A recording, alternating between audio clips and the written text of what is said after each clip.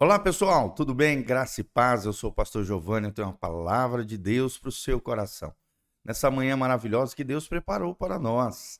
E não há nada melhor do que ler a palavra de Deus, confortar o nosso coração à luz das Sagradas Escrituras. Lembre você que está me ouvindo que a palavra de Deus é viva e é eficaz, ou seja, ela tem a vida de Deus e é eficaz porque funciona na nossa vida, na nossa casa, na nossa família, no nosso dia a dia. É a palavra de Deus que nos dá a sabedoria do alto, a sabedoria de Deus, que é ilimitada, que é poderosa, que é imensurável, que é incomparável a qualquer conhecimento que esse mundo oferece, a sabedoria do Senhor, os tesouros escondidos de Deus que são revelados aos seus filhos através do Espírito Santo. E nós estamos terminando o capítulo 3 de 1 Timóteo. Estamos numa série onde estamos estudando versículo por versículo toda a carta de Paulo a 1 Timóteo. Timóteo quem era? Timóteo era discípulo do apóstolo Paulo, era um líder proeminente da igreja primitiva,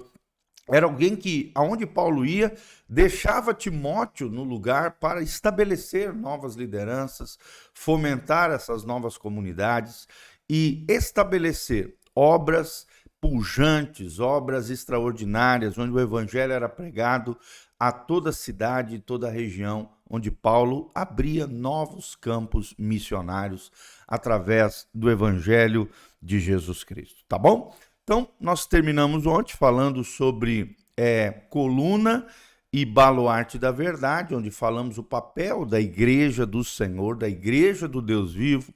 Falamos sobre que daquele jeito, né, segundo as virtudes da liderança espiritual, é que convém que eu e você, que nós, através dessas virtudes, através dessas qualidades, possamos andar na casa de Deus, ou seja, nos portarmos dentro das comunidades cristãs, dentro das igrejas, e não só dentro, mas lá fora. O desafio não é dentro da igreja, é fora da igreja, sermos coluna e baluarte da verdade, fincarmos, né, esse mastro, esse bastão da verdade, essa coluna moral da sociedade, é a igreja do Deus vivo, a igreja do Senhor Jesus. Eu e você, pessoas segundo o coração de Deus, tá bom? Então, desde já, dá um joinha aí, aperta no sininho, clica aqui para assinar o nosso canal do YouTube e vamos que vamos continuar a partir do versículo 16 para fechar aqui com chave de ouro o capítulo 3 de 1 Timóteo. Ele diz assim, e sem dúvida alguma,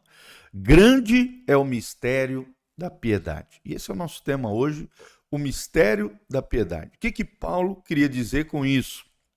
O que é o mistério da piedade? E aí ele começa a relatar alguns fatos importantes sobre a vida e obra de Jesus. Primeiro ele diz assim, Deus se manifestou em carne. Olha que coisa linda. E nós sabemos lá em João 1:1 que o verbo se fez carne e habitou entre nós. E vimos a sua glória, a glória do unigênito do Pai, lá no 12.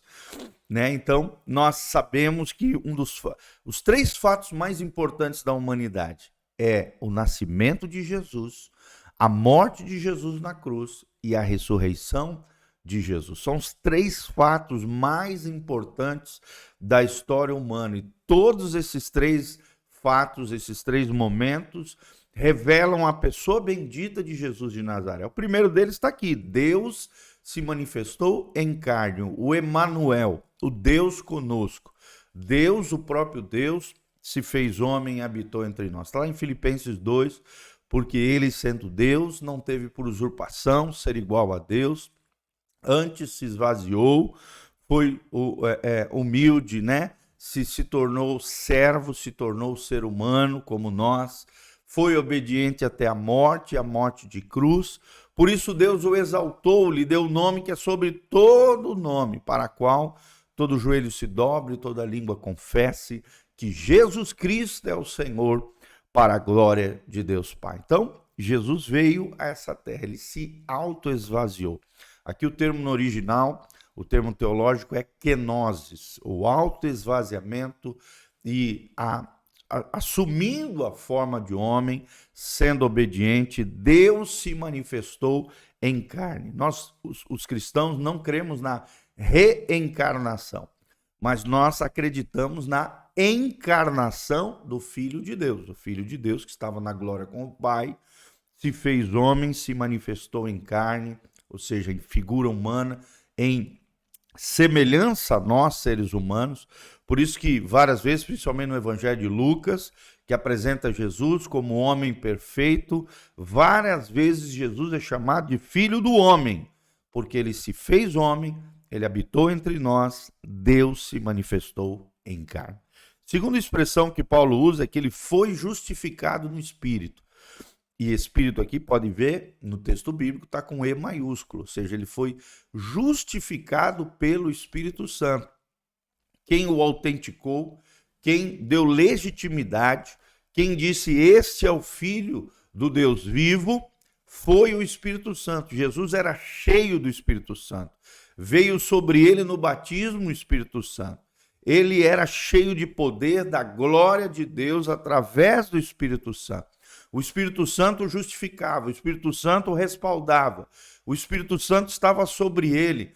Ele é um modelo perfeito de ser humano governado, guiado e movido pelo Espírito Santo. Jesus não fazia o que ele queria, Jesus fazia assim conforme o Pai lhe falava. Nós vemos uma submissão constante ao Pai através do poder do Espírito Santo. Por isso que tudo que Jesus fazia prosperava, tudo que ele tocava era abençoado, tudo aquilo que ele falava acontecia, porque o Espírito Santo justificava, respaldava o Filho de Deus. Assim também Deus quer respaldar eu e você, na medida em que nós fomos cheios do Espírito Santo, vivemos a vida com o Espírito Santo, fomos guiados pelo Espírito Santo, governados pelo Espírito Santo, seremos justificados, seremos respaldados, autenticados pelo Espírito Santo, assim como um carimbo autentica e legitima um documento dizendo que aquela assinatura pertence ao fulano de tal, assim o Espírito Santo quer autenticar os crentes,